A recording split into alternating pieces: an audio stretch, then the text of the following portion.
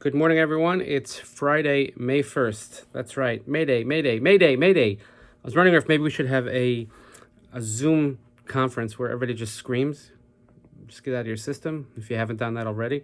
But it's hard to believe that this is going into the 8th Shabbos, our 8th Shabbos of not being able to be in shul. There's an old saying in French, Genugschein, but we'll get back when we get back, God willing, and at the right time. But it's extremely trying for all of us, I'm sure. And today is the 22nd day of the Omer. For all of you old baseball fans, Jim Palmer, or in honor of Kenny Weiss, I'll give you this, Emmett Smith. But this is our, again, Shabbos is going to be Achrei Mos Kedoshim. You'll see below in the email all the times, etc.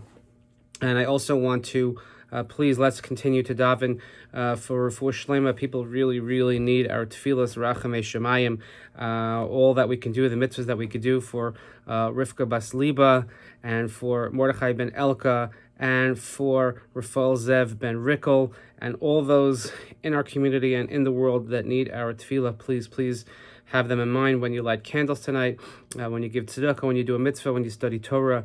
They really need all the help that they can get, those individuals in particular, and so many others. I also would like to recognize the yard sites that are going to be observed this week.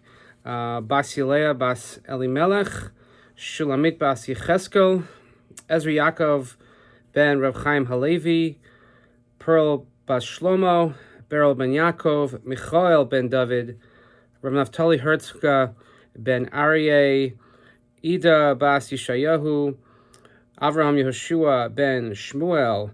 Again, those neshamas should have an aliyah, and the families observing those yard sites, God willing, should find comfort, and we'll be able to be back in shul and commemorate them in an appropriate fashion. I wanted to share a Devar Torah, some words for this parsha of Acharei Mos Kedoshim, which often are found together, and we have a lot of very interesting laws that are found, especially in the parsha of Kedoshim. And I want to share with you particularly one mitzvah and an insight that I read recently from my Rebbe. V'chisavo el haaretz unitzatem es kol eitz ma'achol v'araltem ar lasa es priyo shalosh shanim yeh lachem arelim lo yeh achel. So we have here what's called the mitzvah of Arla. When you come to the land and you plant any food tree, you shall treat its fruit as forbidden. For 3 years they shall be forbidden to you, and they shall not be eaten. So you plant a fruit tree in Israel. This only applies in Israel. And for the first 3 years, you can't touch it. In the 4th year, and in the 4th year, it can only be eaten as holy food in Jerusalem. And in the 5th year, finally, then you could partake. In the 5th year, you may eat its fruit, and it will increase the crop, etc. Now, we have tons and tons of rabbinic literature written on this, Mishnayos, referred to in the Gemara many, many times. What's interesting also is that this law of eating from a fruit tree, not until the 4th year, it's called Orla. Orla is the same word that is used when we refer to circumcision. When we talk about someone who's not circumcised, it's called Arel. We use it a few times in the Chumash, Aral Sifasayim. Moshe says, I can't speak when he says to God, and God wants him to go and speak to Paro. He says, I can't possibly speak to Paro or even Bnei Yisrael because Ani Aral Sifasayim, the same word of Aral. But it means sort of being not complete or held back or something like that. But you can imagine the process of when you finally get to the land of Israel and you're able to plant your trees, and then you have to wait. You just have to wait. There's nothing you can do.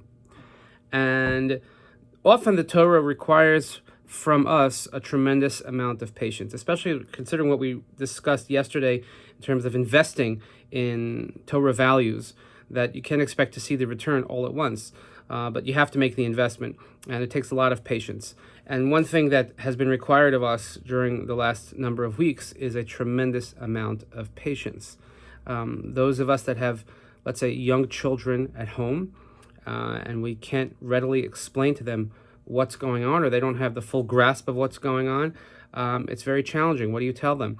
I just think of how our children will be affected long term from all of this.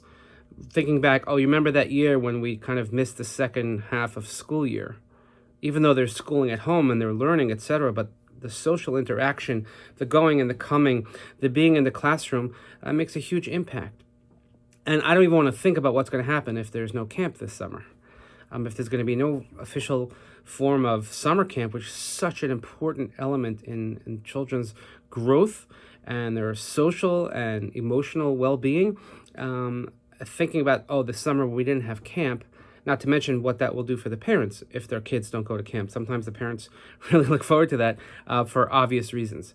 But also when we think back at all those who have had to suffer during this period, if you have a loved one who was not well or, God forbid, was lost, and you felt isolated and you felt alone, and there was nothing you can do because you can't go to a hospital, you can't go to a nursing home, you can't even go to a cemetery necessarily. It's very, very challenging. So the Torah requires from us a lot of patience, and our patience has been tested quite a bit. So my Rebbe, Rabbi Wein, I've been studying Rabbi Wein's Pirkei Avos this week in one of his weekly articles, which I think he wrote it last week. He wrote an article on boredom. I thought it was a pretty good article. And I'll read you just a couple of excerpts and tell you, Rabbi Wein, first of all, Rabbi Wein lives in Israel. He lives in Yerushalayim, but he's stuck here.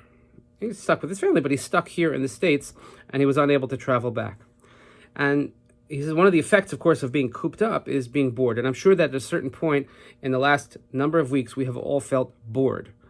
There's nothing to do, there's nothing to watch, there's nothing to see, there's no one to see, etc., etc., etc. The list goes on and on and on. So he says, boring is a curse for rabbis, teachers, lecturers, and unfortunately for students as well. There's no comment more devastating to someone who has made a presentation to say to that person, I was bored listening. There's a limit to how much we can view online, how much we could study online, because eventually the boredom sets in. But he writes that boredom also jogs our memory. When we're bored, our mind never turns itself off. Rabbi Yisrael Salanter, in his famous introduction to his work on Jewish ethics, begins by saying that the imagination and mind of a person never closes. It's always streaming. Interesting words. That is before his time when we talk about the word streaming. Now streaming means a whole different thing in the video age. And since we're bored, our mind is not occupied with new things. It's preoccupied with old things. In boredom, we remember things that we long ago thought we had forgotten or had sublimated. We also remember pleasant incidents in our life, but unfortunately, we are also reminded of incidents and times that we're less than pleasant. All of this naturally affects our mood on how we view things. So what do we do to counter boredom?